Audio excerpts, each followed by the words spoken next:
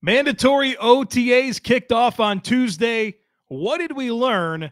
We're breaking it all down today on Locked On Bills. You are Locked On Bills, your daily Buffalo Bills podcast. Part of the Locked On Podcast Network, your team every day.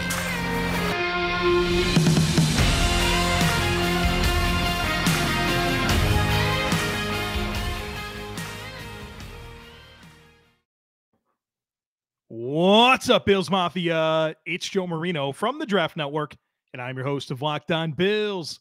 Happy Wednesday to you, and thank you for making Locked On Bills your first listen every day. Today's episode is brought to you by Blue Nile. Make your moment sparkle with jewelry from BlueNile.com, and Locked On Sports listeners get $50 off purchases of $500 or more. This podcast exclusive includes engagement rings. Use code Locked On at checkout.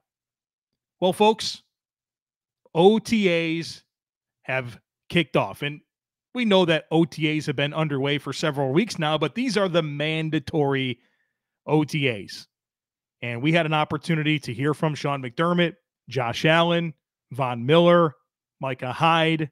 We have a practice update to get to. The Bills signed a new player, and we received some very unfortunate news regarding the status of Bills owner Kim Pegula. So let's start there. And I'll share with you the statement that the Bills released regarding Kim, which states Kim Pegula is receiving medical care as a result of some unexpected health issues. We are very grateful for the progress she has made over the past few days. She has an exceptional team of medical experts at her side. We ask that you keep Kim and our family in your prayers and ask that you respect our need for privacy. So obviously a very concerning message delivered on Tuesday regarding Kim Pegula. Rachel Hopmeyer, she was able to uncover that Kim is hospitalized in the ICU at Baptist Health in Florida, Boca Raton Regional Hospital. And so that's all we know at this point, is that she's hospitalized in the ICU in Florida. There's some medical concerns that were unexpected. She's made some progress, but obviously there's a high level of concern, and the Pegulas have requested everyone to respect their need for privacy. So obviously best wishes and prayers to the Pegulas, and hope that Kim makes a full and speedy recovery. The next thing that I want to get into, and we have a lot of Bills things to talk about, but I have to give you an update on the status of my mom. Because as you know, on Monday, I kind of called her out. Now, I called her out on Tuesday. On Monday, I made everybody aware that she's retired and has informed me that she's now watching the podcast every morning during her walk.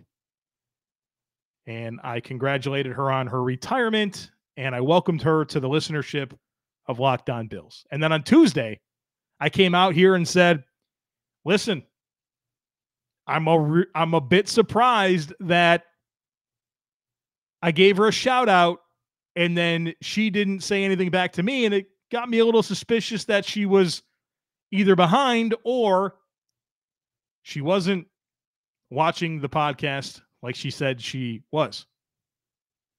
Well, I have to take a big L here. A big L. I was completely wrong about this. Now, I have reasons, but I was wrong. On Monday at 7, let me see here. Here it is. At 7:47 a.m., my mother in our Marino family group text. And if you're on YouTube, you can see a screenshot of the text right now. It said, "Thanks for the shout out, Joey. You made me low." And my family calls me Joey. Nobody else in the world calls me Joey. But I'm Joe Marino, except if you're my brother, sister, or you're my parents. So she did say that. However, I missed it. I completely missed it. And if you notice here on this screenshot, the next message in the family chat came from Ruth. Ruth is my sister-in-law, And it was some really cute pictures of my nephew, Micah, and a dog. And I never scrolled back far enough to see this message from my mother, which she absolutely communicated. I didn't scroll far enough back. And then after the Tuesday podcast, where I called her out, she very gracefully responded in the family chat by responding to her own message and saying, Joey, you must have missed this yesterday. I heard you call me out today too. I guess you better tell your listeners tomorrow. Yep, the hat looks good. So this is me taking a big old L here because my mom absolutely messaged me on Monday and I called her out on Tuesday and I got to take an L. Sorry, Mom. I'm glad you're here. And sorry for putting you on blast like that. And I totally whiffed. I whiffed. And look, I didn't scroll far enough back. I got caught up in the cute pictures of Micah and the dog. And there's a really cute video that they also put. I just didn't scroll far enough back. Missed the message. We can move on here, but I do have to apologize to my mom here at the beginning because I called her out the last 2 days in the podcast.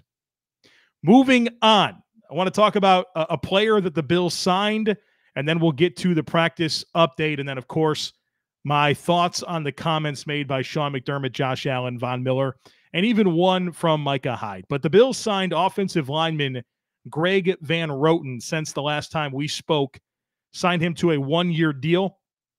Who is Greg Van Roten? Well, he's 32 years old, 6'3", 305 pounds, was an undrafted free agent out of Penn in 2012, and has been in the league for a while, obviously. Was with the Packers from 2012 through 2013, with the Seahawks in 2014. Then he was in the CFL 2015 and 2016. Then he went to the Carolina Panthers from 2017 through 2019. And then he was on the Jets for the last 2 seasons. Now he's in Buffalo. But this is a guy who has started 50 games over the last 4 seasons. He's basically been an NFL starting guard for the last 4 years. And he's played just over 1,700 snaps at left guard. He's played 9 snaps at center and just under 1,500 snaps at right guard. So this is an experienced player that has played both left and right guard and has been a starter in the league for the last 4 years. I'm not going to sit here and act like he's a high-quality player, because if he was, he wouldn't be available in the middle of June to join a team. But this is a guy with experience that will provide good depth and good competition. And we'll talk a bit more about him and some of the backup offensive line situation later in this podcast. But Brandon Beane, year over year since 2018, has done a phenomenal job of making sure that his offensive line depth is full of experienced, versatile players. And Greg Van Roten is just another guy that he's added to this mix. And look, hopefully nobody gets injured. But if that happens, the Bills have several experienced backups to step in and be part of this offensive line. Or Brandon Beane can do the Brandon Beane thing and trade players for draft picks, right? He's done this, whether it was Marshall Newhouse or Wyatt Teller or Russell Bodine. Brandon Beane has a history of being able to trade away players he's going to cut because he built too deep of a roster and get draft picks in exchange. And the Bills are in really good shape here when it comes to their offensive line depth. And again, we'll talk about that a bit more in just a moment. But first, need to talk to you about BlueNile.com.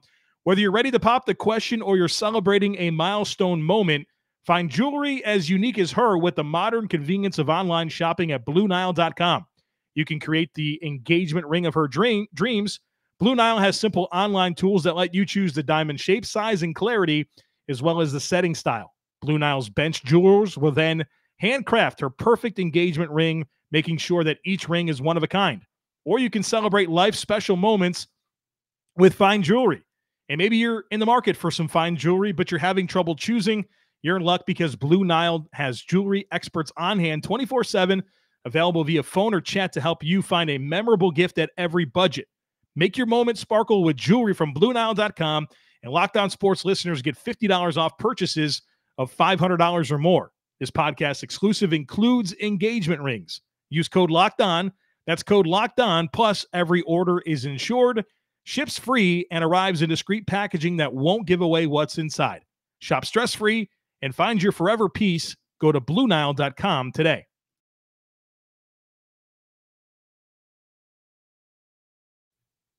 Let's get into this practice recap. And all of this information that I'm going to share comes courtesy of Matt Marino of NYUp.com and the Shout Buffalo Football Podcast. Make sure you're following Matt on Twitter. He's phenomenal. He's a great writer. He gives wonderful practice recaps, and he's got an awesome podcast with Ryan Talbot, the Shout Buffalo Football Podcast. So make sure you're keeping up with all of the fine work that Matt and Ryan do. So the big news, right? We talked about this yesterday. Jordan Poyer was there. Has not been at the voluntary OTAs, but he was there and practiced in full on Tuesday. And it seems like the comments from Sean McDermott and Micah Hyde were very favorable about his energy and his focus and where he's at from a conditioning perspective and ready to help this team. Now, obviously, his contract situation is very much up in the air. He's made it clear that he wants an extension. There's been reports that he wants to retire in Buffalo, and that's good, right? If you want Jordan Poyer to stay in Buffalo, you have his desire to be there. That's going to help, right? Like, that's the common ground. If the Bills want him there and Jordan Poyer wants to be there, you like to think that that's a nice place to start that conversation and get Jordan Poyer locked up. Now, we'll see if it happens. Things are tight with the cap. But Jordan Poyer is a key part of this football team, and I'd love to see him finish his career in Buffalo. I think him and Micah Hyde have just been such a joy to watch. And honestly, and I've said this before, we're talking about a safety pair that is the best in the league, and it's a historic part of this franchise. To receive the contributions of those two players now for 5 years going on to year 6 now, playing at the level that they have, it's special. Like, this is really special stuff. We're going to remember this. In 30 years from now, we're going to talk about Jordan Poyer and Micah Hyde at safety. And so I want to see it for as long as possible. The entire team was there, right? Full attendance. Sean McDermott confirmed that. And the only players not participating were Trey White, Spencer Brown, Jake Kumaro, and Tim Harris. So, Trey White, we knew wouldn't be participating. Spencer Brown, it seems like he's going to be more of a camp guy, right? Hopefully everything's good there and he's ready to go for camp. But obviously he's missed a lot of valuable time here. And we've talked about that with guys like Cody Ford and how, they're kind of not able to have that off season that they want because they're coming back from an injury. And this does somewhat concern me, the fact that Spencer Brown's not really going to get the off season that he needs to take the step in year 2.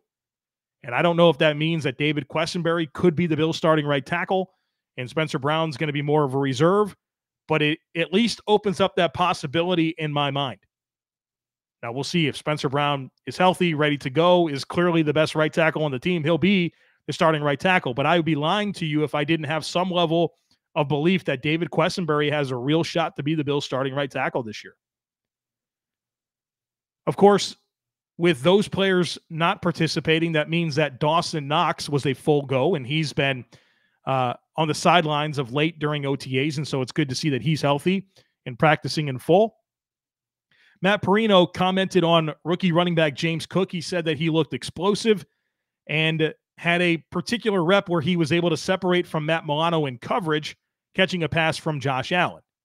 And the reason that that's significant, and I'm sure that's something that you may have heard and thought to yourself, okay, great, Joe, thanks for letting us know that. But the reality is, like I've talked about, even this offseason, the practice reports that the beat writers are able to give us are very limited in what the team allows them to say. And you have to read between the lines to extrapolate good information. And so while that may seem like a very basic takeaway that James Cook caught a pass from Josh Allen, running a route against Matt Milano, the fact is that you can take that information and understand that James Cook was getting a first-team rep. And that's significant. We think that he's going to be a part of this offense, right? A major piece this year, but it's good to see that happening. Also, within that blurb regarding James Cook, courtesy of Matt Marino, he noted that James Cook caught a short pass from Josh Allen with Greg Manns getting out in front of him in space.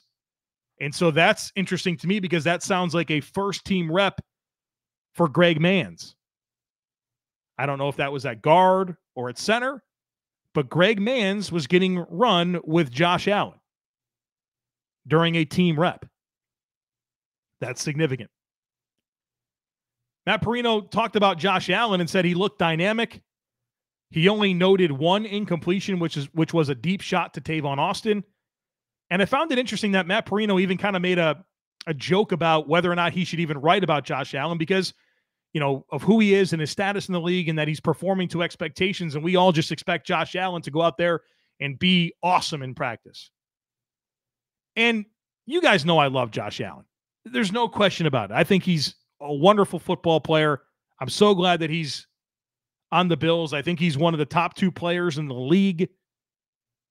But we do need to be reasonable here and understand that Josh Allen had some clunkers of games last year. He had 6 games in 2021 with a passer rating of under 80. And the Bills were 2-4 in those games with losses to the Colts, Jaguars, and Steelers. 3 important AFC games.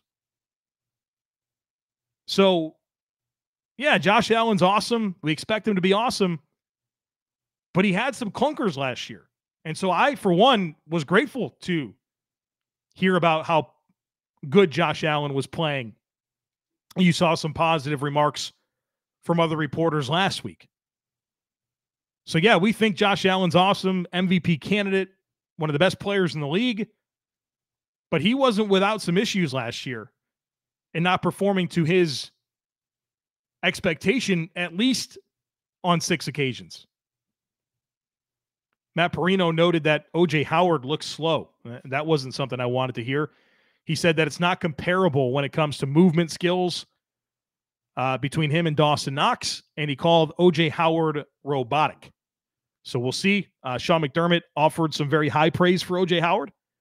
But it sounds like, according to Matt Marino, O.J. Howard was a bit sluggish in practice. And that's the first I've heard anything really about O.J. Howard to this point. So we'll keep an eye on that. Marino noted a bounce-back day from rookie corner Christian Benford and said he had a strong practice with and highlighted 3 great reps in coverage where he was tested and either was really close to the receiver and forced an incompletion or, broke up a pass. Marino noted that Nick McLeod was active in playing safety, and Nick McLeod getting run at safety is very, very interesting to me. Leslie Frazier let the cat out of the bag last week during his press conference, and now it feels like everyone's a little bit more willing to talk about it. But him getting an opportunity to play some safety is definitely something that I'm monitoring, and interesting to see how that evolves. Anytime you take a corner and put him at safety, it could go really, really well. I mean, you saw a guy like Aaron Williams for the Bills go from corner to safety, and that turned out to be a very successful transition. Heck, Micah Hyde, Jordan Poyer, former corners, now safeties. And so I'd be lying to you if this doesn't change my forecast and outlook for a guy like Nick McLeod moving forward. Marino noted that Tavon Austin scored a touchdown pass from Case Keenum in 7-on-7. And, we expect things like that to happen. But I was encouraged to see Matt make comments about how he's bringing a lot of energy, having a lot of fun with his new teammates, and he's in great spirits. Josh Allen threw a touchdown pass to Quentin Morris during red zone drills. That's interesting to me because Quentin Morris is a reserve tight end, was on the practice squad last year, a UDFA out of Bowling Green. We don't really talk about him too much, but he's getting a chance in red zone reps with Josh Allen. So we'll see on Quentin Morris. I think there's been some good buzz at times with Morris, and maybe that's a player that we should really start to take more seriously in terms of the competition that he provides to the depth of the tight end room. Looking at guys like Tommy Sweeney. Can Quentin Morris push a guy like Tommy Sweeney? It's a fair question. I was happy to see something about Khalil Shakur, who scored a red zone touchdown on a pass from Case Keenum. And Matt Marino commented that Marquez Stevenson made the catch of the day. So it seems like some more momentum for Stevenson after a couple of rough practices earlier during OTAs a couple weeks ago. And then Matt did note that Tyler Bass missed 2 field goals from 53 and 48 yards, and that Matt Ariza continues to not hold during the media sessions where they're able to view practice. So if Matt Ariza can't be the holder, I doubt he's going to be the punter. And look, there's a long way to go. There's a lot that needs to unfold. But I don't know if the Bills are going to roster Matt Hawk to simply hold and Matt Ariza be the punter. So, again, I'm not panicking here, but I sure would like to hear that he's getting opportunities and doing well, as opposed to now we're going on to like week 4 here with no real updates regarding Matt Ariza and his ability to hold. You know how our friends at Built are always coming out with new, amazing flavors? Well, this time Built has truly outdone themselves with their new mud pie flavor. And for the first time ever, Built is introducing the new mud pie flavor in both mud pie bar and mud pie puff. Not sure what mud pie tastes like? Well, if you're a chocolate fan, you better sit down for this. The new mud pie bar is rich whipped cream and chocolate mousse smothered in 100% real chocolate and topped with cookies and cream crumble. You got to try mud pie as soon as possible, and you need to hurry because the mud pie bar and mud pie puff are only available for a limited time. Visit built.com to taste the deliciousness for yourself.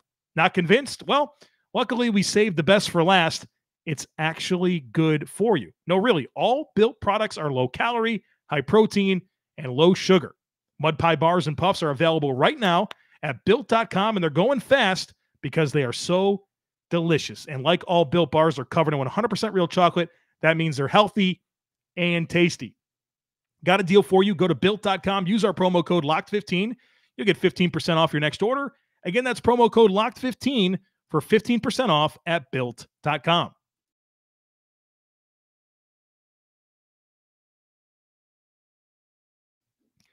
Let's dig into the comments made by Sean McDermott, a couple made by Josh Allen, a couple made by Von Miller, and one from Micah Hyde.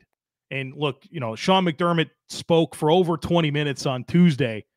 And if you didn't listen to the whole thing, you're in luck, because I did. And I broke down the most meaningful comments that he made. And so let's dig into those very quickly. Regarding the quarterback room, and it's interesting because I haven't really thought of this, but this is a really new situation when it comes to the quarterback room.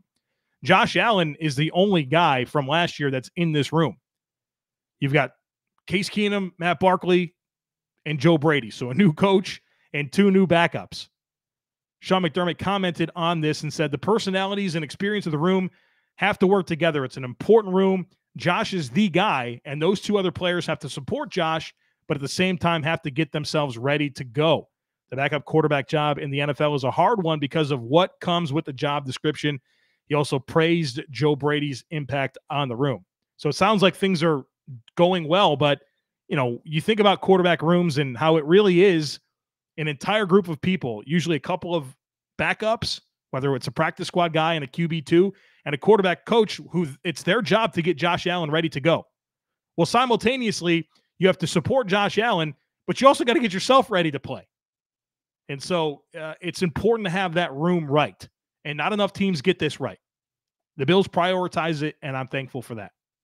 Regarding the signing of Greg Van Roten, Sean McDermott said he's an experienced player and experienced in the division. He has a great deal of respect for his game and his career. He offers good competition and positional flexibility. McDermott commented and said that games are won up front and that they needed depth and competition with the offensive line. And so we've already mentioned Greg Van Roten, a 50-game starter. They signed David Quessenberry, a 23-game starter, Greg Mans, a 32-game starter, to go with Ike Bucker and Cody Ford and Tommy Doyle and Bobby Hart and, the rest of the Bills' backup offensive linemen. I'm really satisfied with this group. this offensive line in general, the starters and the depth, and it only gets better with the addition of Greg Van Roten. Regarding Von Miller's pass rush summit, Sean McDermott called it a cool deal, and it's invitation only, and certainly was happy that Greg Rousseau, Boogie Basham, and AJ Epinesa got to be there and be around Von and some of the other pass rushing experts. He said it's a hands-on experience, and the guys came back with a sense of confidence. Regarding O.J. Howard, Sean McDermott called him hardworking and said he's worked extremely hard to get the playbook down. He's had a good spring. He said he's getting better every day, and they're excited to see him in camp where they will learn more, but he praised his habits. And anytime Sean McDermott praises somebody's habits and their work ethic and what they do to prepare, that's a really good sign for that player. Sean McDermott values habits and process and putting in the things necessary to earn a job. And not that we ever really doubted O.J. Howard making this team, but I do take note when Sean McDermott praises habits of a player.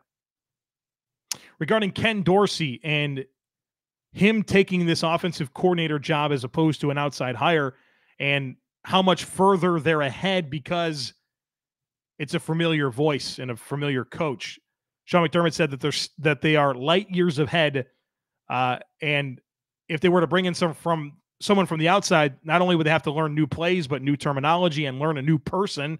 He said they wanted to avoid that, but they did look around and make sure that they were making the right decision and seek outside candidates. But, Ken Dorsey is the guy that Josh Allen wanted, and they didn't want to have to onboard an entire new playbook, terminology, and obviously just kind of learning the personality of a new guy.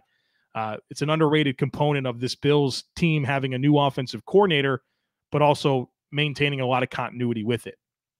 Regarding Dane Jackson, listen to this. Sean McDermott had some high praise for Dane Jackson. He said, Dane is a winner. He made plays as a rookie. He stepped in well in year 2 when he had to start. He said he's working hard to improve. He loves that he is committed, that he puts in the time, and that he comes in on his own and is a true pro. They love Dane Jackson, called him a winner, praised his commitment, the time that he puts in, called him a true pro. That's significant. Regarding Kyer Elam, Sean McDermott said that his professionalism stands out as a young player. He's supported well at home with a great family, has played first and second team reps to this point. He's had some normal rookie growing pains in that he's trying to find consistency like most rookies. But look, again, praising the professionalism. And I didn't write this down, but he also talked about where, mentally he's in a good place in terms of how he's preparing and his approach. Regarding the wide receiver depth and potentially having to cut some good players, Sean McDermott said it's a good challenge. They want to have good players, and making hard decisions is hard. He doesn't look forward to letting guys go, but the competition will be great, and they will come out of it with the right 5, 6, or 7 guys to make the roster. The last thing from Sean McDermott that I want to mention is what he said about Josh Allen going from being in Vegas and playing in the match to taking a red-eye flight overnight to be at OTA practice the next day in Buffalo. He said Josh Allen didn't do that for show. He is authentic and genuine in his approach. His agenda is the right agenda, and he continues to handle things the right way. I love having Josh Allen as QB1.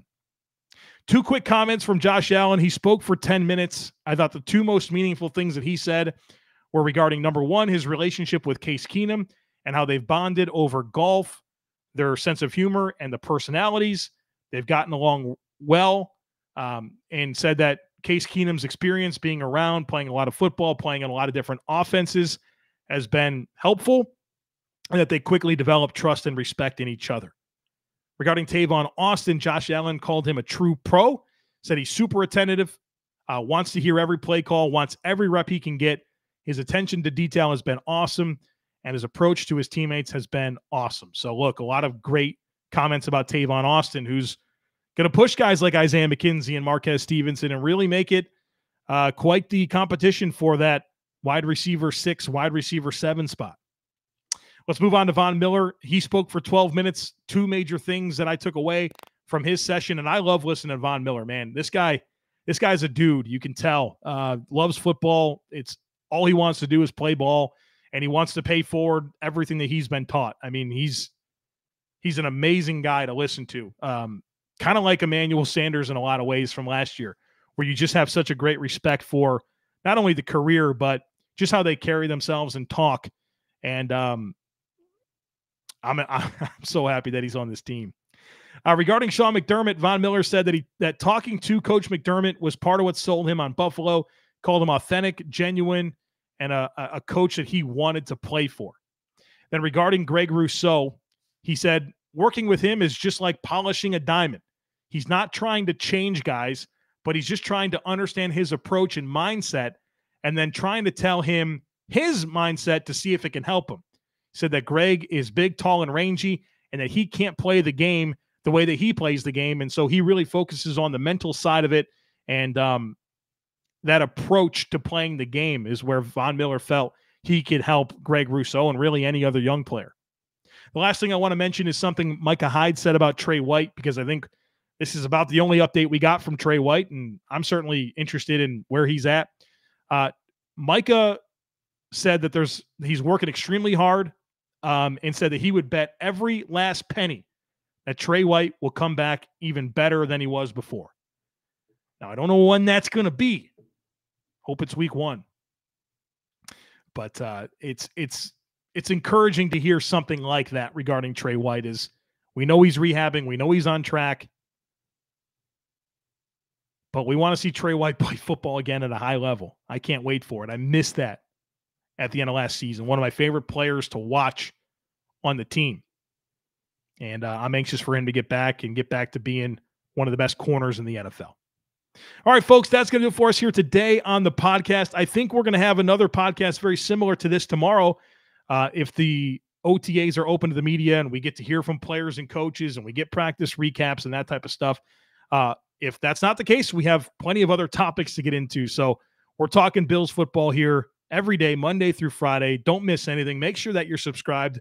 Would love it if you took a second to rate, review, and share the podcast. Have a great rest of your day, and I look forward to catching up with you again tomorrow.